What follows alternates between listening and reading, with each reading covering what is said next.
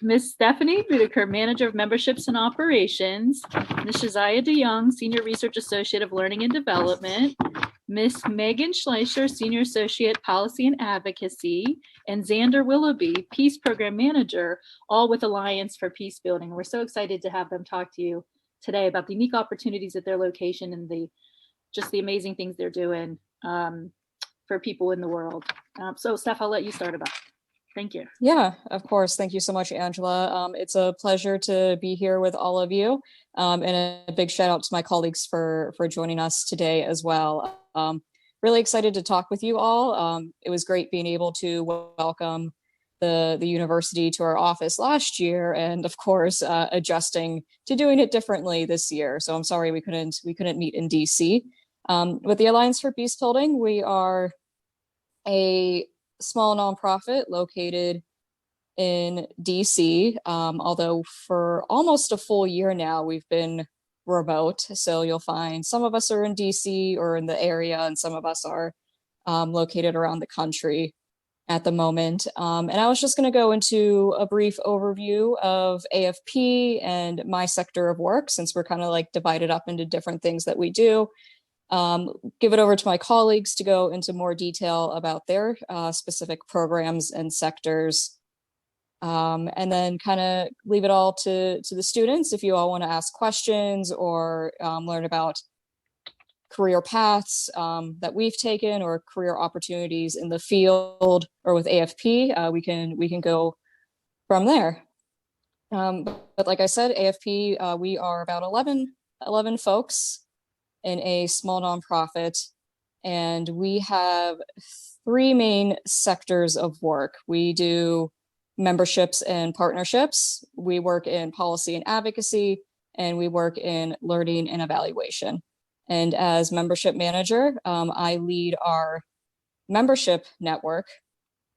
And so we are a leader of a network of 135, 136, I can't remember the exact number, but of organizations, for-profits, and academic institutions that all share the same kind of ideals or goals when it comes to peace building, ending violent conflict, even human rights, everything that falls under that umbrella. We all hold kind of the same goals of building a more peaceful world. So like I said, university programs, we have American University and George Washington programs that are a part of our network. We work with for-profits like Dexis and Convenings, and then nonprofits like us, such as Search for Common Ground, World Vision, Carter Center, just some of the big ones. And so we convene our members for a variety of different things. We meet every year for PeaceCon. It's our annual conference in which we bring together our members, so professionals in the field, experts, academics, and even students and young professionals to convene for a 3-day conference to share really what organizations have been working on, but to be able to learn from each other and bring together the network of peace builders, because we're really kind of like a big family, and we always love to share and learn what others are doing, and learn where maybe not AFP, but how our members can collaborate and work together as well. And so as a part of our membership, we also bring our members together for working groups. We host events throughout the year, and we kind of respond to what's going on in the world. During the summer, when the Black Lives Matter protests had started, we convened a meeting right away to talk about those issues and how the peace building field could respond to that. We convened right at the start of COVID to learn what funders are doing at this time and how small organizations are being impacted by the changes that COVID brought in funding and how they could work. And as I mentioned, we do working groups as well. So we bring together our members to discuss issues on locally led peace building. We have a US peace building working group that we just started. I'm missing the others, technology and social media, and on conflict sensitivity as well. And in other ways that we convene our members is through our policy and advocacy work and building coalitions, and also working together in learning and evaluation sectors as well. So I'm going to hand it over to Megan. I think that's a good segue to go into our policy work. Yeah, absolutely. Thanks, Stephanie, so much for the great overview of AFP and our membership work. So my name is Megan Schleicher. I'm the Senior Associate for Policy and Advocacy at the Alliance for Peace Building. And we do a lot to help support what Stephanie was talking about. First and foremost, one of the things we do a lot is engaging the legislative branch. So Alliance for Peace Building has been very instrumental in a couple pieces of legislation related to conflict prevention and peace building. For one, we were helping from the very start of the Global Fragility Act, which was actually ended up passing and getting signed into law last year. And now we're working on the implementation of it. So we're working really closely with the government, including the State Department, USAID, Department of Defense, and still Congress as well, to make sure that the reporting requirements are right, to make sure that local voices are included, and to make sure that the conflict prevention and peace building programming is satisfactory to the peace building community, to make sure it's not just something that's written in DC that has nothing taken from the ground. Another piece of legislation that we work on pretty in depth is the Youth, Peace, and Security Act.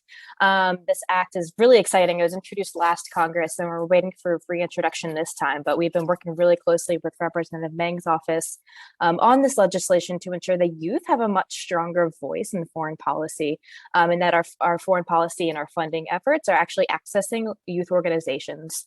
With 1 in 4 youth around the world being affected by conflict, it's really, and a majority of the conflict affected countries around the world have a youth majority population.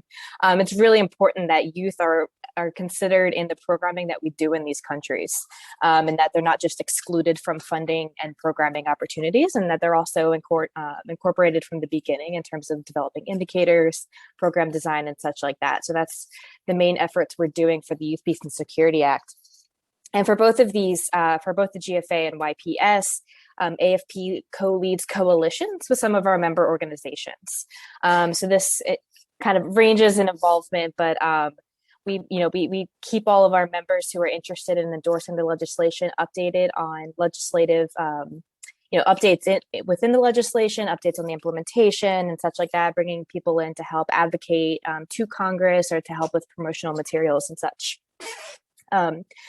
Other work that the policy and advocacy team does includes better showcasing local voices in peace building. And I kind of mentioned that with the GFA, but we host a locally led peace building working group, which is really, really popular. And this is making sure that local voices are actually heard in foreign policy, and that we can do what we can to reduce barriers to access to funding and reducing program requirements that are troublesome for a lot of local groups. We're also starting up work right now that's related to countering and preventing violent extremism, and helping to right size the government's counterterrorism laws. Right now, there's a lot of restrictions to who those who are funded by the U.S. government can and cannot work with in terms of terrorist groups. For example, when former Secretary of State Pompeo declared the Houthis as a foreign terrorist organization, that caused a lot of discontent in the peace building community, because that meant a lot of the humanitarian aid was going to be very restricted, and the people weren't going to be able to work on the ground in life-saving humanitarian efforts as well as mediation efforts as well. So we're definitely working with several offices in Congress to right-size these laws and to make them more modern, and to make sure that we're doing what we can. And then, similar to what Stephanie was talking about, we create these working groups for other areas as well. We're creating one on the nexus between humanitarian development and programming. We have one on U.S. peace building. We're doing a lot of policy work on U.S. peace building recently. I can't speak as well to that as some of my colleagues, but I can answer some questions if people are interested on it. And yeah, that's the quick rundown for policy and advocacy. I could probably talk for like 30 more minutes, but I will pass it along to the next colleague and can answer any questions if anyone has any. Awesome. Thanks so much, Megan. I will hand it over then to Shazia, our senior associate for, sorry, Shazia, I am butchering your title. I'm just going to give it to you. It's fine. You got it right so far. Senior Research Associate for Learning and Evaluation. It is a relatively new title, and we've been playing with different words, so that's where the confusion's coming from. But hi, my name's Shazia Young. I believe, well, yeah, it's a different bunch of students, but we met a different lot of you last time around, and it's so nice to see, you know, a new bunch of students from this university this time around. I am on, so AFP has three main pillars, as you've already heard, the memberships and partnerships, and then policy and advocacy. And then we have the third pillar, which is learning and evaluation. That's sort of my branch and where my team operates.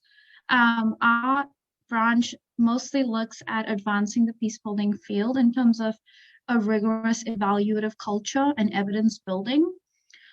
So while, you know, we have a lot of interesting programming in the peace building field, but it's always at the end of the day, the question is asked, well, but does it work?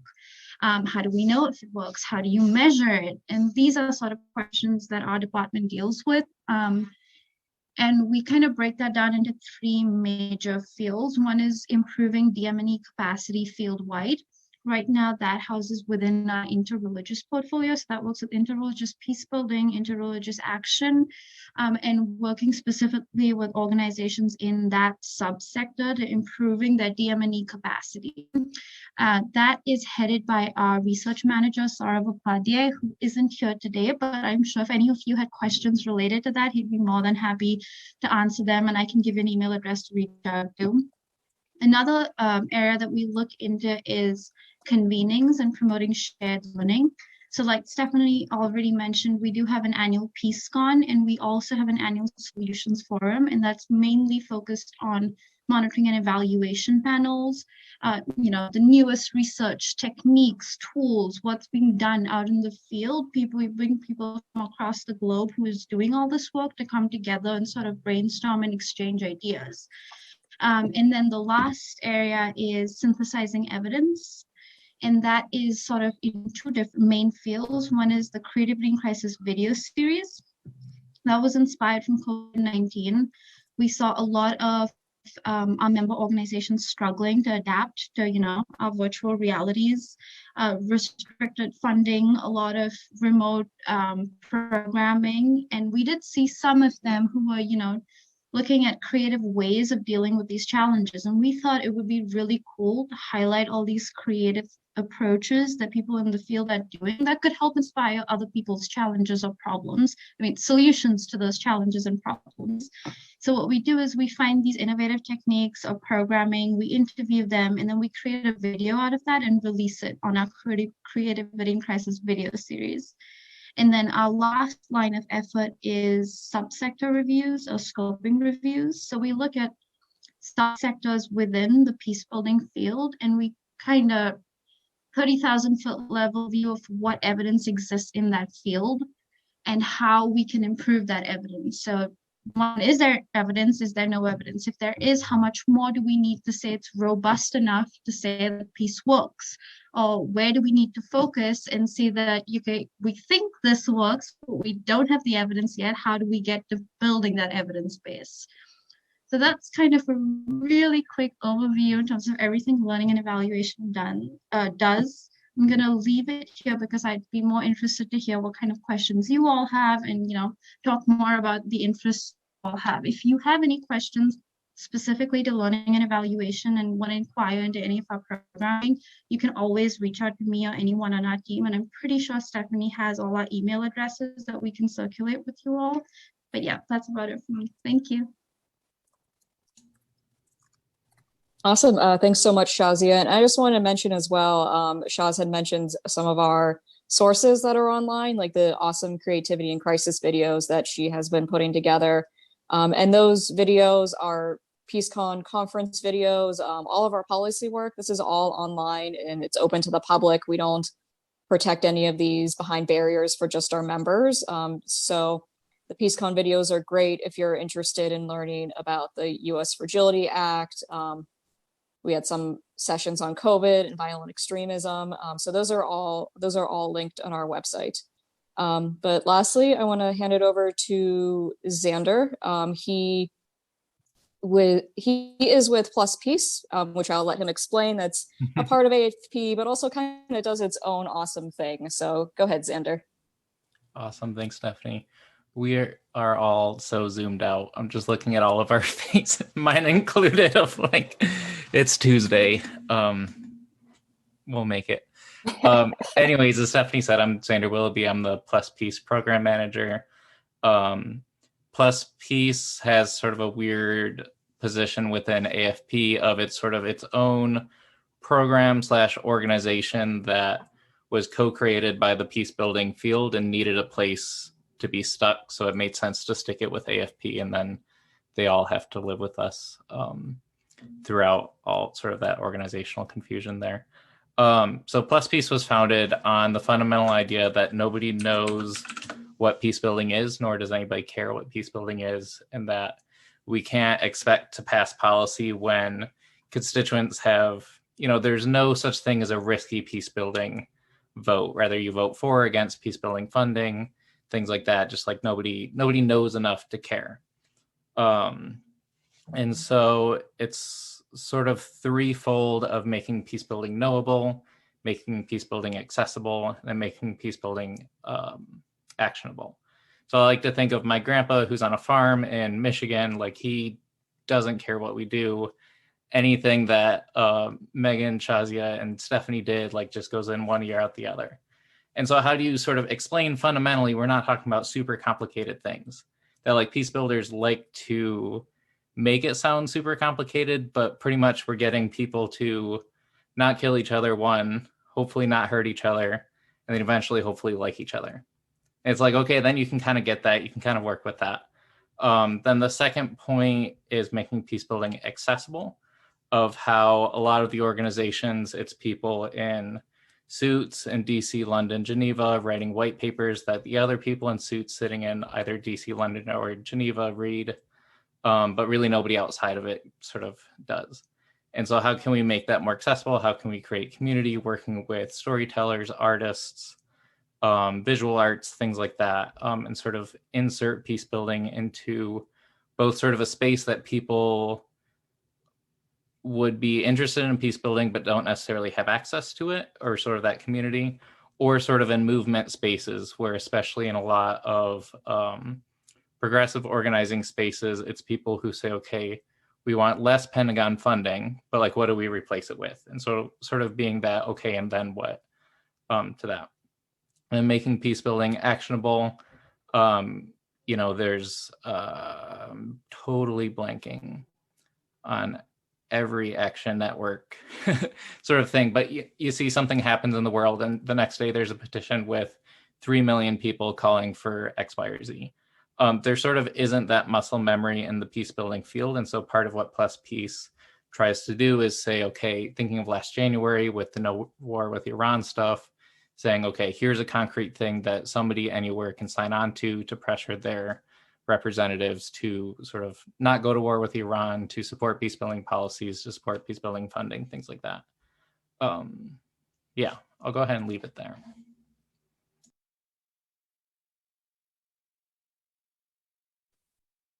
Okay, thank you so much.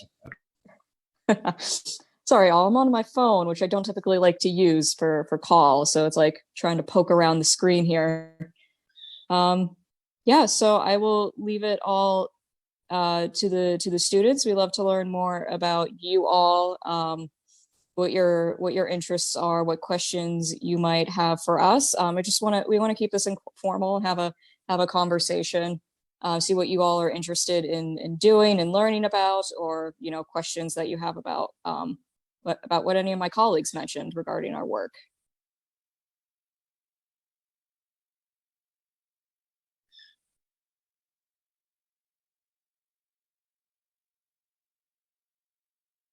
Can I ask what everybody studies first? Like, are we peace building students? Are we foreign policy, international relations, general poli-sci? I'm in poli-sci personally. I'm in poli-sci and conflict resolution. And I had a question. I was just wondering what like higher education looked like for you guys. Like, did you all go to graduate school, or is it like plausible to only have a bachelor's degree and do something like you do? As the one without the master's degree, I'll take that one to say I do have a job and don't have a master's degree.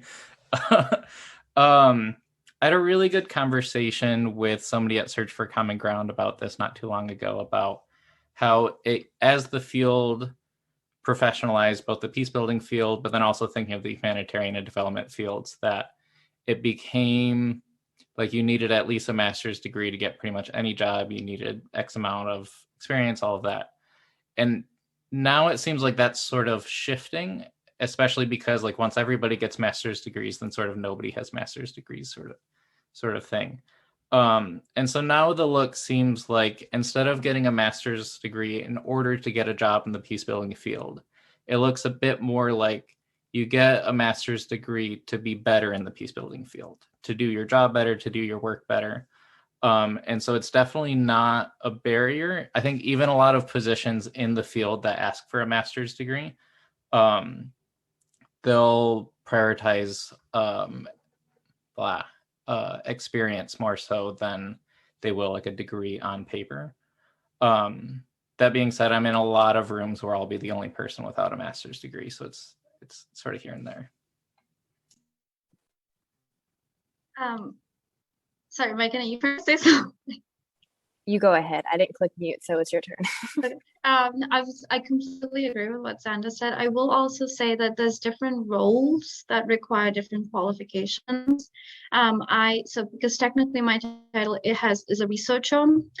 Typically, if you see more researcher associated roles, they tend to require more like graduate level qualifications. When I was applying, almost everything I applied to required me to have a PhD. I do not have a PhD. I had no interest in getting a PhD, but I have a master's degree and I was able to get something and I love what I'm doing and that's what I was looking to do. I will say there's always the exceptions. There's no like one size fits all. You need this, you need this, you need this, you'll get this.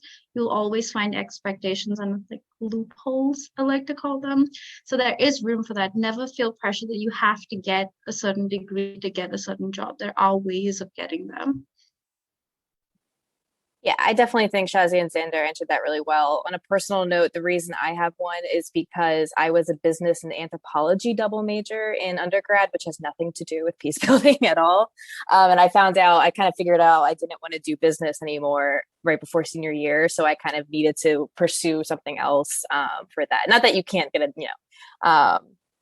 but yeah, I'll definitely know. And I think it has a lot to do with kind of experience and getting your foot in the door for interviews. I think it's definitely the most important aspect. We were just interviewing for interns recently, and I know interns different than a full-time job, but we weren't overly concerned with education level. We were concerned with like what the people had to offer. And I think you'll find that a lot in the peace building field more than you'll kind of find that in larger large big organizations that have a whole HR thing. I think a lot of the peace building like HR reviewer people are much more like looking at what the people are. Yeah, I'm the same as Megan. I did my whole undergrad and all my experience was geared towards economics and accounting, nothing related to peace building. And so I had to get some kind of educational qualification to get into peace building and development, which is why I have a master's degree. But that's about it. When I was new, I only had 2 years of educational experience in peace building and development, and I still found a way. So it's possible. Yeah, totally agree with my colleagues. Not to really repeat too much of what they said, but when I did my own master's degree, I was definitely stuck out in a way, being like one of the youngest students in the room. I got my master's maybe a year and a half after I finished my bachelor's degree, and a lot of my classmates were professionals who were either seeking a career change, trying to go into a different field, or that they were in the field long enough that they decided to go back and start getting their master's degree. And for me, a master's was just I was away from DC, and I really wanted to get myself to DC. And I know from experience working in organizations that unfortunately, a lot of recruiters tend to shy away from folks who don't have an address near where they're searching for. And so, like I said, for me, I just kind of wanted to get to DC. Didn't really know what I wanted to do yet either. So I figured a master's degree would be a great place to start, kind of figure out, like, do I want to go into peace building? Do I want to go into conflict resolution? Do I want to go into human rights, international relations? Like, it's all under the same umbrella, but like, what do I want to do with what I have? So. And I know we have students who are going to have more questions. And Elaine, you might have a question you want to ask. Yeah, I have a question. So how do we learn about these internships? And now that everybody's working different locations, maybe that address isn't quite as necessary. So how can we learn about the internships? And then, in terms of skill sets, are you looking for good writers? Are you looking for people that can analyze data, some type of software package experience, or is it more, tell me about kind of the skill sets you're looking at. Yeah, let me just start very briefly, and then I'll pass it over to my colleagues. Now in this virtual world, location is a lot less important than it was when I was starting out in the field. So we definitely have folks who have been joining us remotely for internships and for other positions that we've had open up ever since we've moved to this COVID era. And we share all of our postings online. They're on our website that Xander so helpfully posted in the chat there on our AFP website. Twitter as well. We have an awesome communications associate who just joined us, who has been really great at social media. And not only do we share our own postings about what we're doing or about what openings that AFP has, we also share other folks and other members and networks as well. So our job board has jobs from our members and our partners, but we also will tweet out anything that we see from our members as well. And I just got one myself I just got one that came into me today that I'll be posting on the jobs board. Stand Now. They are a student-led movement. I see Angela is nodding. You might be familiar with them. They're a student-led movement against atrocity and genocide. And so I'll be posting their internship, if not the end of the day today, but tomorrow. And we usually take interns in our policy and advocacy work. So I'll let Megan kind of talk about what we look for there. Yeah, we're definitely hoping to hire, we don't know the exact number yet, but a couple of interns for the summer to support the policy and advocacy team, which is really exciting. What we're always looking for is experience or potential to do really great work in terms of coalitions, managing the coalitions, managing people within those. You asked about writing skills. Writing skills are always incredibly sought after. We definitely do work to, we publish a lot of reports. Like the policy and advocacy team has several reports that have been published over the past few months, including like recommendations to Congress and recommendations to the new administration on peace building priorities. So good writing is really helpful there, as well as like op-eds. In our field, it's always encouraged to write op-eds, either kind of like in responses to the editor. AFP's director for policy and advocacy recently wrote a letter to the editor for Washington Post on the Houthi designation I was talking about, and got our priorities out there, which was really exciting. we post a lot of like statements. So AFP posted, our statement on the Myanmar Burma coup that happened a few weeks ago. We posted a statement on the riots in the Capitol on January 6th. And subsequent recommendations as well. So writing is always very important. There's also a lot of different styles of writing, of course. I think the policy kind of style of writing is a lot more like short to the point than a lot of people are used to academically. I know that was a big transition for me from grad school, from writing academic papers to kind of just making it short and snappy. Another qualities we're looking for is really just, engaging people that are able to facilitate conversations, and people who are able to kind of explore new avenues of work, kind of explore new ideas, and be able to, strongly follow up on those as well. When we do post the position specific to our team, they might be specific to different areas. So of course, any kind of like experience working with like policy in terms of like fragility and like conflict affected countries, youth, women, peace and security work is always going to be really valuable as well. Or anything you can really relate to that. Even if it's a personal experience that has nothing to do with it, if there's kind of a way you can kind of turn that skill into something, is something we're always really excited to hear from people to be able to do.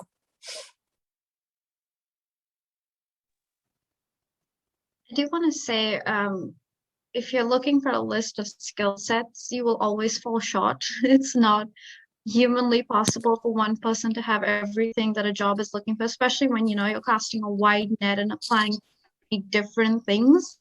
But what was said to me that was really helpful is, even if you don't have the right skills, if you've shown the ability at picking up a new skill set on your own relatively quickly, then the hiring committee knows that, okay, they don't have this, but I can trust them that they're going to have it the second we have them. And so that's what we were looking for with our Irene Peacebuilding database is right now being updated and expanded. And we were looking for people with specific databasing skill sets and Excel skill sets. And while there were candidates that had years of experience and would have been perfect for it, we went with someone who didn't have that much experience, but showed the ability to pick that up. We worked with her before. She had come at like a novice level, and we saw her grow to like an advanced level really quickly. And so we trusted that over someone who on paper says they have all those skills.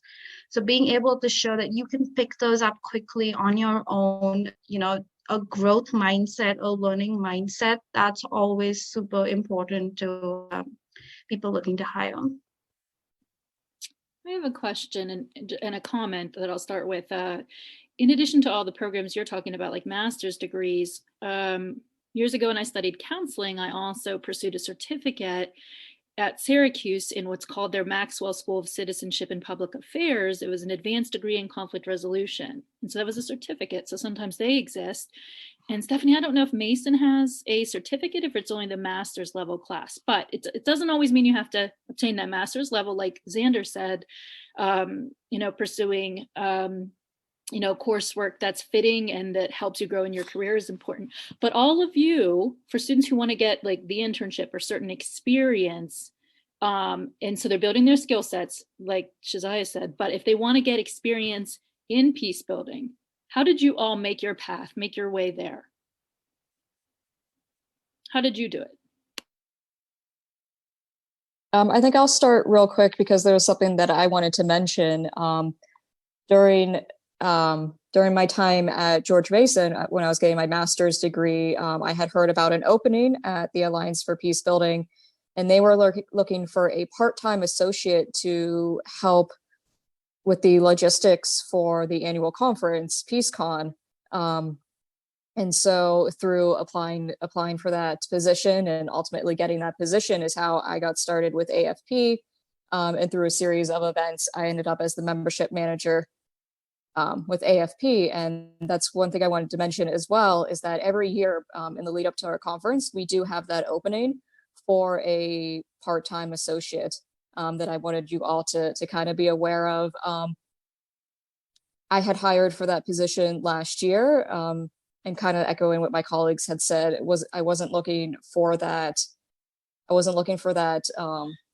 education level in my candidates. I was really looking for the experience that they had, and even giving those folks who were really kind of determined in their cover letter, who are just really interesting and really excited for these opportunities, kind of looking at them too, and not just those folks that had all that work doing this, or this. So just to keep that, to throw that option out there, like I said, we post on Twitter and on our jobs board. So that opening will be coming up probably not until the summer, but that is something it's a great opportunity to get started within peace building, because as the network organization of 130 members, like you really get to know the folks that you're working with that are in this field and like outside of our office. So that's a great opportunity. I'd say the single best investment / opportunity that I'm most glad that I took was to do a couple mediation trainings in undergrad. And I don't know how many meetings or panels Stephanie, Shazia, and Megan have sat in that I've made this exact same pitch.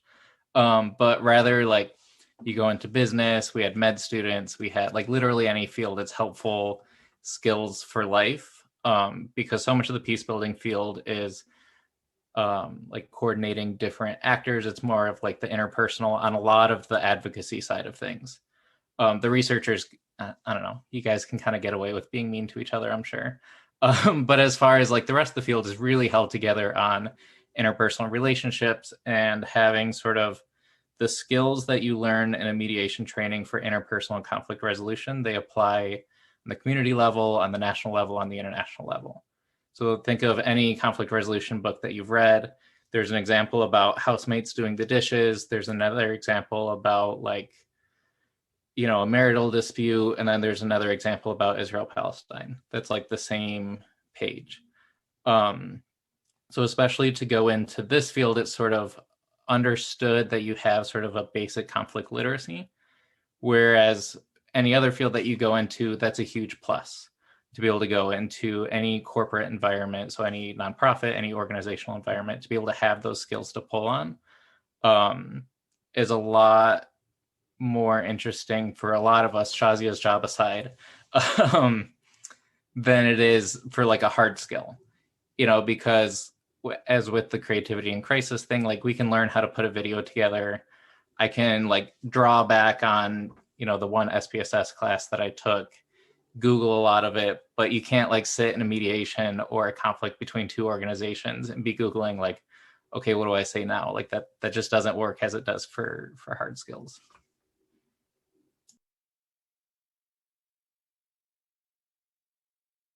Can you recommend like where you took those classes?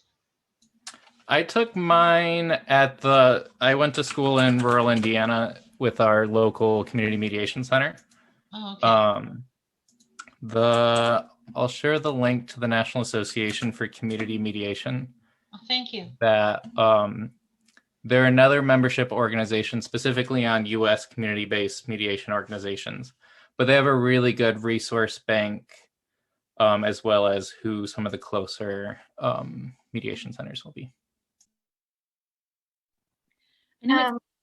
I was just going to say there's one project called the Alternatives to Violence Project. It's a volunteer-based project that I was associated with in California, and I think they have it all across the US. They also do community-based facilitation and mediation, and they do offer workshops and trainings, so you learn it on the job. You'd be the person holding the workshop, but they would train you how to hold a workshop and how to hold the facilitations and mediations. And it's all volunteer based, so it's not like, you know, you have to apply into a program and get accepted and then only have access to that. It's all, you sign up for it and you are able to do it. So I wanted to say also to the previous question on how at least I got into the peace building field, I feel like I'm the poster child for networking, because every single job consultancy that I have gotten has been through word of mouth. And all of them have been jobs that have been posted online and people have applied to those jobs online. And it's horrible, I know, but I have never put in a job application except for the one I have right now. And I have had all the jobs just because it's word of mouth. And a previous employer has said, I like your work. you should talk to this person. And then there's, okay, I know someone who trusts this person, I'm going to hire this person. And it literally from one person to the next to the next. I landed up with like 5 different consultancies in 1 year, all through word of mouth. It really is powerful if you can get FaceTime with someone, talk to them, tell them what you do, and it just clicks, and they will go out of their way to make sure you get that job if it clicks. It really is powerful. Doesn't happen always, but it's powerful. Yeah, I used to always get very mad about how important networking was, but it really is. It can be a fun thing too. I mean, I take, like personally in my position, I know Stephanie a lot too. I take like a lot of informational interviews from people. I actually just had one this morning with a student from DC, and I probably just do like a few a month, honestly, of just quick 15 to 30-minute conversations. And then a lot of people are very receptive if you reach out, if you're interested in what their job is. And if you're interested, or, in their organization, or if they can connect you to other people, I pretty much always offer like, hey, check out our members. If you're interested in one of them, like, let me know and I can give you a contact. It's always worth reaching out. Like worst case scenario, they might miss your email. But best case scenario, they're a good contact for you to have and to learn more about from. And then I'll mention super quick, my opening into the peace building field was a bit random. I mean, like I said, so I was only in like doing like international shipping internships for a while. And then when I was going into my master's degree, I actually went right after undergrad. I applied to a small organization called Peace Direct, who at the time was only one full-time employee.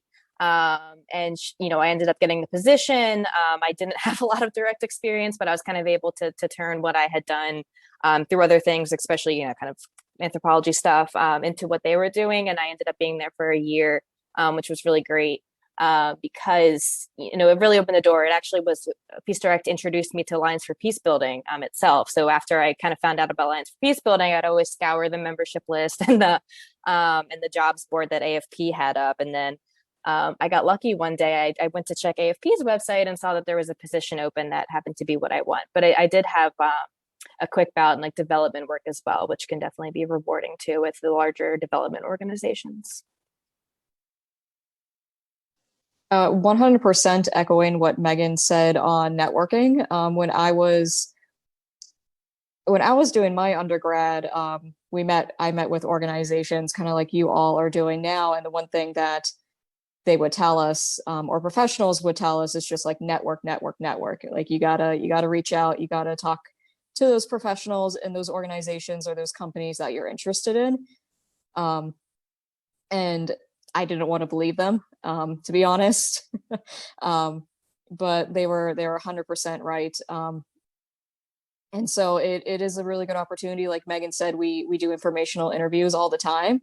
And it's a great way to kind of get your name out there, so that if they have openings, internships, or if they have job openings, that hey, maybe they'll think about you and they'll shoot you a message your way saying, hey, we just opened up this application, why don't you apply? And a lot of times when you're networking with folks, even if they don't have control over the application process or who's being hired, they might just refer you to the top of the list. Not saying that you're going to get hired, but sometimes the hiring manager will take another look at your application or at your resume, which is always definitely nice. But yeah, I'm just going to echo network. Reach out to those people that you're interested in and see if you can set up a meeting with them.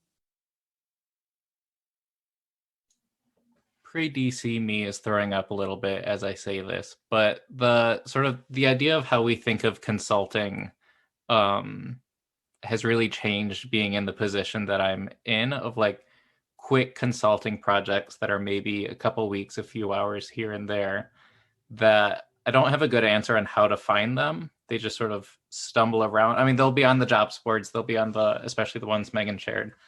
But that's also a really good way to sort of get in on things. And especially, honestly, just by the nature of being college students, you've probably used Canva once or twice. Canva is a magical tool to anybody over 35. Like they're literally consulting jobs on helping go through report design on Canva, things like that. And then sort of what Megan was talking about, like that little bit of experience with Peace Direct, who knows this person, who knows this person, things like that can be big.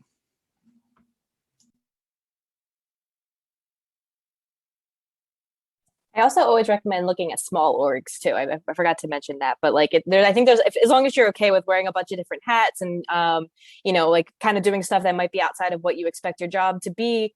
I definitely think working in small organizations helps the most, in getting in contact with, the CEO or president or executive director, or hire up people who can open those connections for you as well.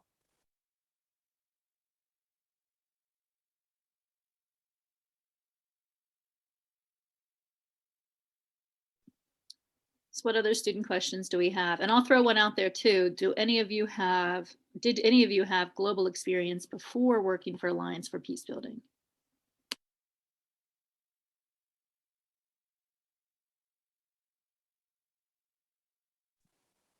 I did not personally. Alliance for Peace. So we don't have programs around the world.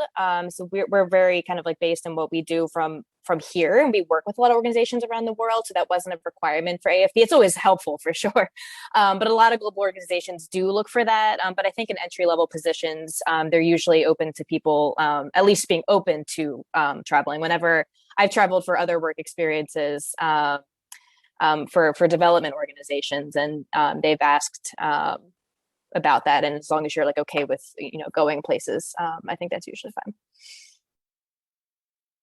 Yeah, it really depends on the position. I know I was looking a while ago at the International Republican Institute as just an example, and they had a bunch of job openings with their various like Asian programs, maybe like with their Malaysia office or with their Belarus office. And for those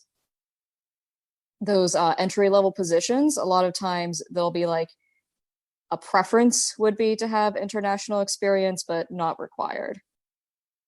So it really depends on the organization.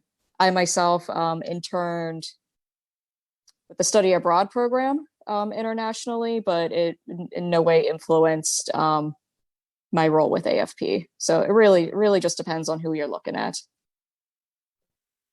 Yeah, I do have to second that. I don't think I've ever seen a criteria for experience with international programs being a make or break on hiring someone. And neither has it been something as, okay, this person has it, they go way to the top versus this person doesn't have it. So I wouldn't sweat if you don't have that experience. If you do, that's always one more thing on the plate, but it's not like the end of the world if you don't. But also, the one thing. Go ahead. Sorry, go ahead, Xander.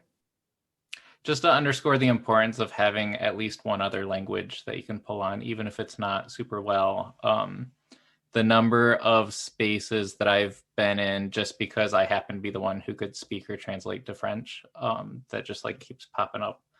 I think, if I have two resumes, I have three resumes. Somebody has a master's degree. Somebody lived in 3 different countries for a couple of years apiece, and somebody speaks 3 languages. Like I'm definitely going to pick those latter 2 over the person with the master's degree, just by the nature of the work, especially in the advocacy space.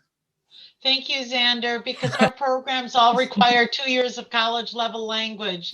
Oh, perfect. We encourage our students to study abroad and to think globally, like for global studies, what are the conflicts? Why? Because of neoliberalist politics, the whole thing. So thank you for saying what you just said. It was like, no, don't go there. Yeah, as somebody who was his university's last French major, it's okay. Yeah, a big one. And I just wanted to throw in the one thing that I have seen quite a lot as a requirement for positions is not so much working internationally, but having experience in a culturally diverse office. I've seen that quite a bit, and that can mean could probably mean quite a lot of things, probably depending on the organization, but something to keep in mind.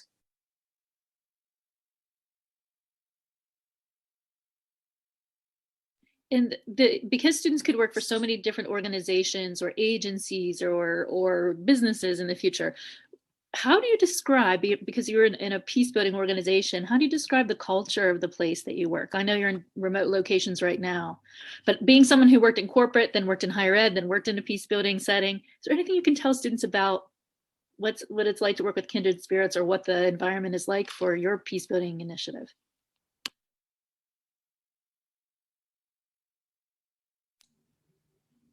Nobody unmuted, so I'll take it. The peace building field is a weird field. Like you have everywhere, like, okay, in my job within 2020, I both did stuff in a UN setting with a suit and tie talking to diplomats about, Security Council resolutions, did Hill visits, did little bit of policy writing, also spent half the summer in Black Lives Matter Plaza, was at my boss's house until 1 a.m. painting a giant hummingbird. Like it kind of runs the full, from like very corporate settings to very like in the streets and the homes and communities. And so it's kind of hard to answer that just because it's so broad, but that also is sort of an answer in itself, that you need to be able to work with all of those types of people. Like you need to be able to work with, sorry, I don't know why I'm like dunking on researchers today. That's like not my intention at all, but like you need to be able to work with people who like can sit at their desk and work 8 hours straight, but then also people who, are artists or etc. Hey, Shazia helps me run a work stream for locally led peace building, so she facilitates it very much with me. But no, I agree. I think, I've only, in terms of a corporate versus what we do now, I think it's nice because in a lot of these organizations, and maybe like, especially the smaller ones, like I was saying before, but, I text my boss and I text my CEO like throughout the entire day, which is really nice because it helps you build relationships that way. And I think it helps to kind of discover like the people who we all are a lot better than some like much more formal organizations do. And I think that kind of just comes with the nature of who wants to work in the peace building field. And I think that's a lot of spillover in terms of like the relationships that you do make. But yeah, like Lysander said, back in like the spring, I would be having like sometimes like 6 Hill calls a day on youth, peace, and security. So that would be kind of like a very formal day for me, where if it is on video, you do have to dress up still and you do have to look nice. But some days it's definitely much more just like chill. And I'll also note too, I actually joined almost a year ago. I actually started working at AFP like the Monday after the Friday where the world went virtual. So I have been full virtual, and I think it's been a really welcome experience, at least in my part, both from AFP, but also from the full membership. I will definitely say, like, seconding Xander and Megan, it is everything under the sun. There is no, this is the consensus of what a peace building atmosphere, office atmosphere would look like. And even within the Alliance for Peace Building, within the 3 different branches and plus peace, each of our managing directors have such different leadership styles, and that does influence the organizational culture. But within those different leadership styles, you still got to be able to navigate and adhere to your team's style versus Megan and I coordinate on a work stream together, so we have to adhere to that style as well, and it's constantly changing. I did work in the corporate field before, and I think the difference being my experience in the corporate world was very fixed. You didn't have the space to explore your own style and build it. This was the structure given to you, and you fit within that structure or you don't fit.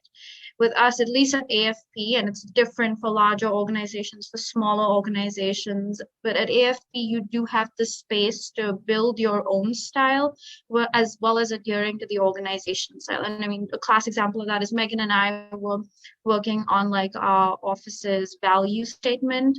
And so we were encouraged to think of what we'd like to see in the office in terms of our values, principles, and what we would like to see AFP hold accountable to. And so the whole team played a crucial role in defining those policies. And it wasn't something that this is what we do, fit within this, which was my corporate experience, versus this is we're all going to build this together, if that helps. Can you give us like 2 of those values that were really important to everybody? It gives students just more of a sense of, values are very important in every workplace. Put you on the spot. We did this a long time ago. I think. Go ahead, I say Megan. the one I think of that was really important to everyone was work-life balance and mental health. I think always has a really, really strong push for people, making sure that, I mean, sometimes when a coup happens, you might have to work a little late to put out a statement, but otherwise, just making sure that there's a healthy balance between, your work life and your personal life. That way you can put your best self forward in your work life. Shazia, I don't know if you came up with a second. I think One that one of really- them was trusting. Sorry, go ahead, Sandra. No, I was hoping go. Well, a lot of us said that we really wanted to be able to trust each other, and having trust in your colleagues and the work that your colleagues put out was really important for our mental health and sanity. So building trust and also strong systems of accountability and transparency within the team, so we're all in this together, as opposed to people are picking up slack for other people and there's just like a toxic environment generated through that, which we really wanted to avoid, and we have successfully, I think. So yeah, that's a few of those examples. I think the one that really stuck through for me is the idea that you can learn something from everybody, and that like everybody, like no matter what, somebody has a contribution to it, which you really see in our field with so many actors, so many types of actors, and so many people that are in different contexts, that like literally any conversation that you're in, you could learn so much from. Thanks for sharing that, because we have students doing assessments and use this, and even in one of our career development classes, and after one particular values assessment, one student went from like national security to human rights organizations for their career shift, and so it's very important to consider values, right? Especially in the work that you all do. Do we have one or two? We've maybe a minute or so. Does anyone have one or two questions they want to ask our group because they're lucky enough to see them on Zoom today? Alexandra? Hi, yeah. I'm sorry, I saw that someone unmuted. Hi, I'm a poli-sci major and I'm getting a minor in Italian, so it sounds like that might be helpful at some point. But I was wondering, I have a question for Megan. Is there any undergraduate work available in the policy and advocacy branch? Because I would really be interested in that. Hopefully I can work in that in the future. You just mean as like in the general space? Yeah.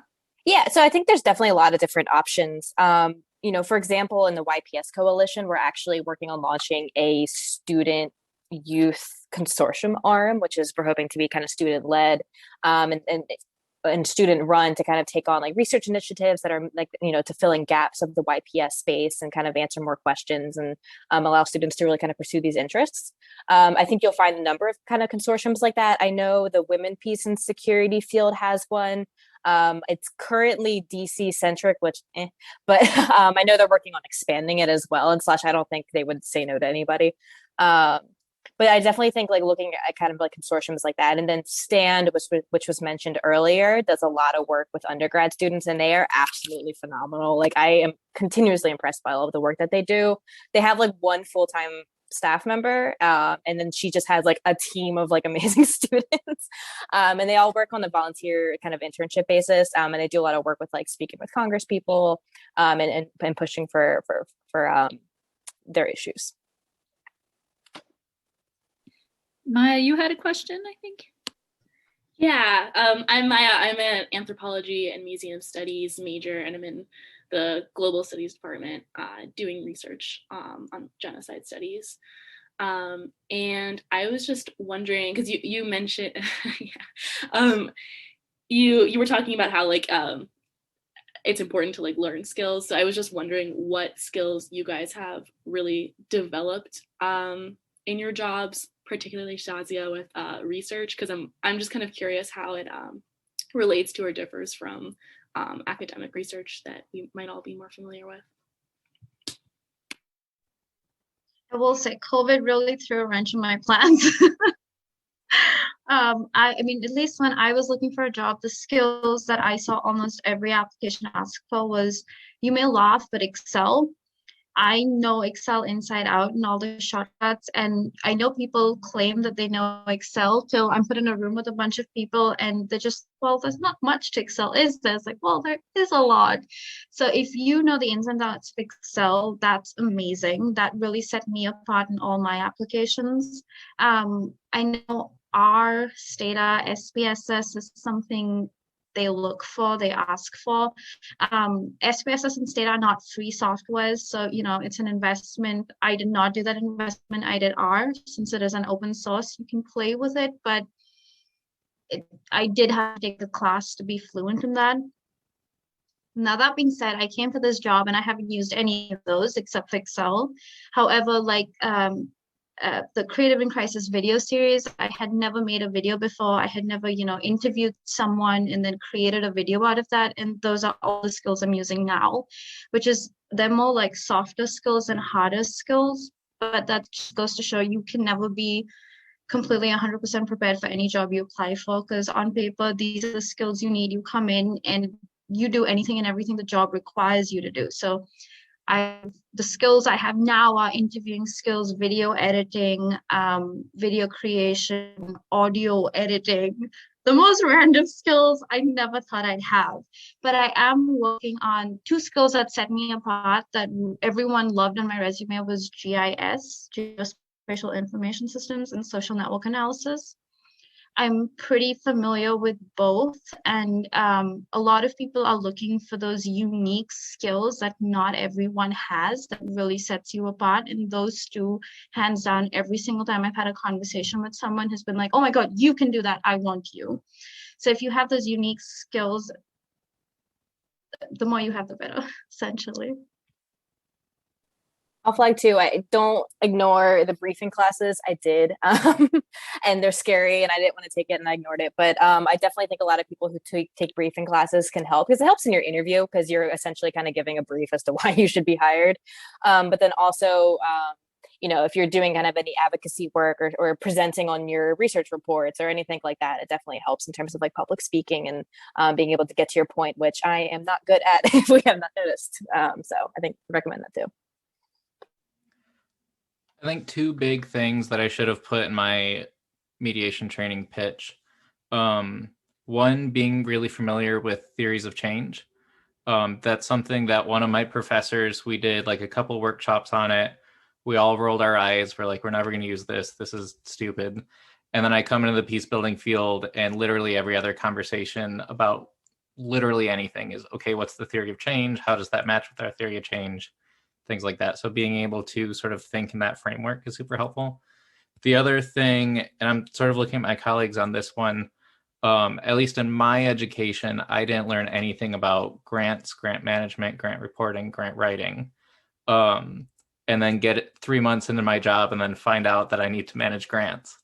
And so that's a big thing, even just like a general familiarity with sort of the basis of how they work. And that sort of goes back to the quick consultancy things of like having those skills that people will post a consultancy for will be really helpful.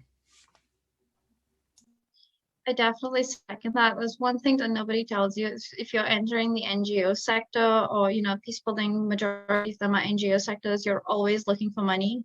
You're always looking for new grants and new programs and how do we get more funding. And I wanted to stay far away as possible from finance. I left my accounting career for that reason, but I came right back full circle, smack dab in the sector to like funding and fundraising.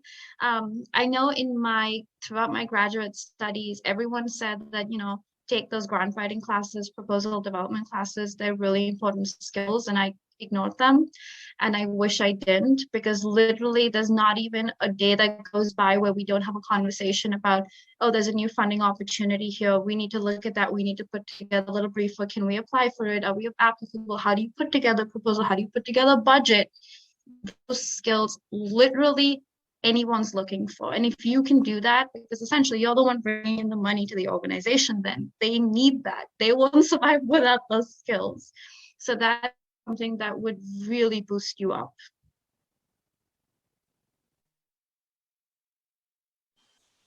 I'll just echo very quickly what my colleagues said. Yeah, grant writing, even if you have to take it outside of school. None of my programs ever offered that. And jumping into AFP, when I was asked to create a budget for a grant renewal or whatever it was, and Shazia's laughing because she had to teach me how to do it. I had never done it before, so having that skill to do budgets and grant writing, very key.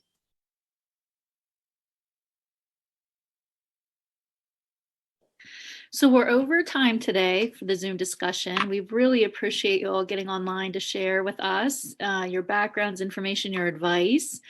If students have questions, is emailing you okay? It'd be all right to share emails with our students? Okay, so I'll follow up with you regarding that. If there are any lingering questions, does someone have a question? Just really want to say thank you so much for joining us today. I'm so glad you're all doing well in your locations and still doing such great work for Alliance for Peace Building. It's just been a great afternoon. Thanks. Yeah, thank you, Angela. It was great to connect again. And hopefully, if you're still doing this in 2022, we'll meet back up at AFP's offices. Oh, that would be wonderful. Yes. Well, take care in the meantime, everybody. Yeah, thank you all so much. Everyone. Thank you.